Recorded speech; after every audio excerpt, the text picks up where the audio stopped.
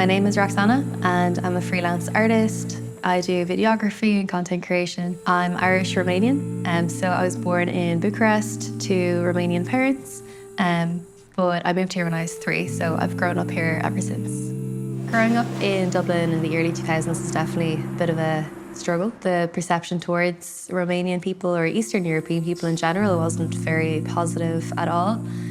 We were perceived really negatively, and I remember as like a 4 or 5-year-old just internalizing all these mixed messages about what Irish people thought of Romanian people. So I remember going to the shop with my mum and there'd be someone maybe on the street begging for money, and I would hear older Irish, I remember a particular man being like, oh, these Romanians begging, asking for money and, you know, coming in here and just being like this. So I remember as a young child being like, okay, so it's bad to be Romanian, and I felt ashamed.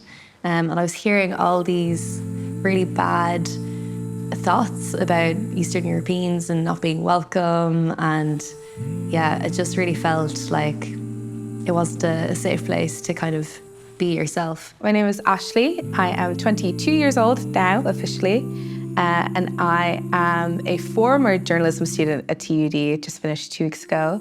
And I'm a writer, activist, radio host, and the co-founder of the Galpot Collective. I think for the most part, I was very lucky that my parents were very insistent on having Sky TV growing up. So I was able to watch like a lot of American TV shows, but in terms of Ireland, the only representation of Black people I ever saw was like a Trócaire ad or a Concern ad on TV. I think the imagery we were being fed was very much one-sided, and that people didn't have this beautiful world view of Africa. Like kids in my class asking me like, oh, do you guys sleep in trees? No, we sleep in houses like everybody else does.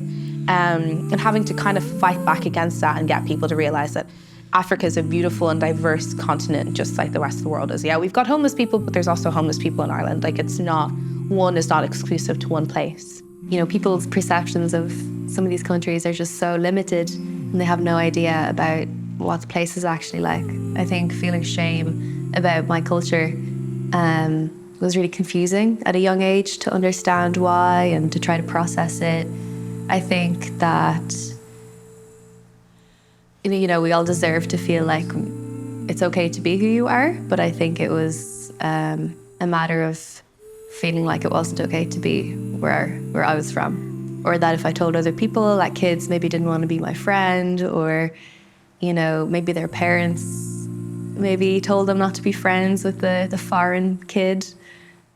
So yeah, I think it definitely affected the way you integrated. November, Quebec, Romeo. November, Quebec, Juliet.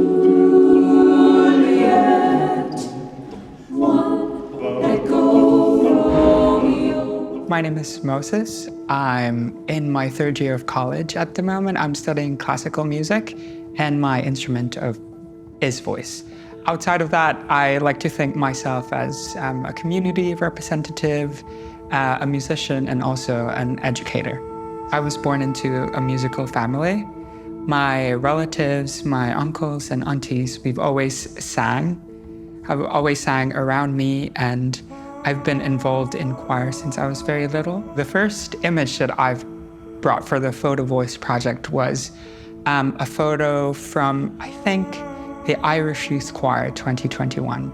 It's kind of scary actually because of all the masks and everything, because that was during COVID, and you could just see like our eyes. But from that photo, it's very evident that I'm the only person of color in the choir, unfortunately. Yeah, I always felt like I was an outsider in the choir because there could be a lot of cliques within the community. So it's hard because I didn't live in that area, and also they're from the same school.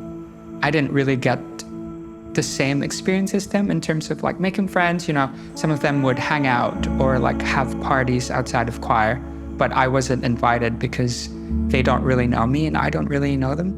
And I don't think they attempted because, people can get comfortable with their own circles and it's fine, but it wasn't particularly a good experience for someone who just joined a new choir. I felt that for the longest time, not belonging to a group, not having any friends, or being comfortable in a place you're supposed to be comfortable in. I was 3 years old when I came here and I didn't know the language, I didn't know the country, and I started in junior infants and I couldn't communicate with the other kids. And I remember when they were playing games and having fun time, I was taken out of the fun time to do extra English. And I remember being sad because I wanted to play with the other kids, but I had to go learn English. So I remember feeling left out of those kind of key memories and stuff like that.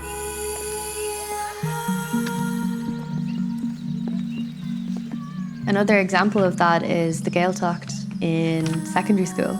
I loved Irish and I would have loved to be part of that, but my parents didn't see the value in spending around €1,000 on going to the Gaeltacht. So yeah, that was definitely something that going back into school, everybody had all these stories and experiences from these summers, and I would feel so upset that I didn't get to be part of that. That was definitely something that made me feel singled out as well. People are gonna prefer who they know. And in Ireland, it's in a system where you go to the same school as your friends. You go to the same secondary school as your friends, and you work with those same type of people. So that structure creates like a hive mind kind of mentality that, it's us versus them. And there's a preferential treatment towards people that you know and people that you look like, because you've been so familiar for them for the longest time. It's so easy to be comfortable and to be safe. But for now, thanks for the weekend. You can stay a while, but we'll have to get up soon. But for now, thanks. I've just been so accustomed and used to that feeling of defeat that I don't really let it get into me, but that takes a lot of skill and that takes a lot of actually emotional, I wouldn't call it trauma, but maybe it is trauma. You'd have to go through that experiences to not let it get it past you. Unfortunately, the reality is they're not gonna include you. Not that they don't want to include you, it's that they've never considered it because they don't know what it's like to be an outsider because they've lived in cliques for the longest time. And, it's hard to sympathize or empathize with things that you haven't been through. If you look at the structures of schools, of establishments, they're mostly led by white Irish people, which is not reflective of the current population at all. It's not reflective of the population of Ireland. It's not reflective of the population of the school. And if you look at boards, there's barely any immigrants. And in my classroom, I think there's 1 out of 5 or 2 out of 5 were immigrants. And they're not represented at all in the school board. Or even if you look at the government,